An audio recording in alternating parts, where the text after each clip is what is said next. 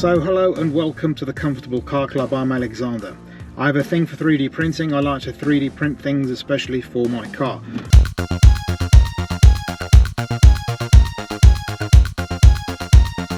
For example, this double cup holder. Another thing that I created using 3D printing was this hub here. This voiceover is to avoid all the ums, ers and full-on sailor level swearing. In my case, I was undoing the same hub as I was putting in, but I'm going to take a punt and assume most people will be removing the original ashtray. There is no drilling or cutting of any sort, so this is a 100% reversible operation.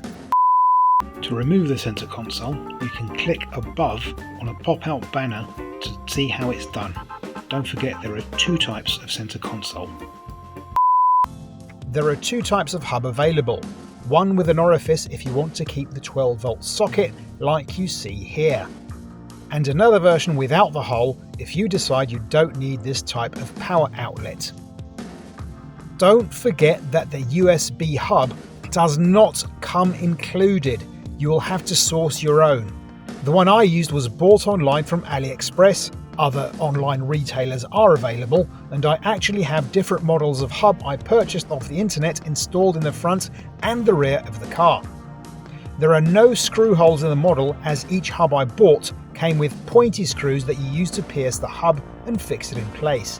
Depending on the quality of the print, you may need to source a small nut and bolt combo to keep it in place. After removing the ashtray, the replacement hub fits the same way as the ashtray did, and you use the same two hex screws. Before putting the entire center console back into place, you need to connect the wires. You can splice the hub wires how you prefer, but in my case, I slip them up the back of the connector, as you can probably see here. Take note of the colors and where it all goes. The wires you want to connect to are the thick ones. The other wire is thin and has a feeble little current going through it for lighting, so if you try to charge with it, you'll be like my father in relation to my professional decisions, very disappointed. I then did it all up with electrical tape, and at this point, and let me stress this, test the connection. Hook up a phone and see if it charges properly, you'll thank me later. Next, if you chose the hub with a 12-volt socket, don't forget to plug the connector into the back of the said socket. After that, you can begin the process of buttoning everything up again.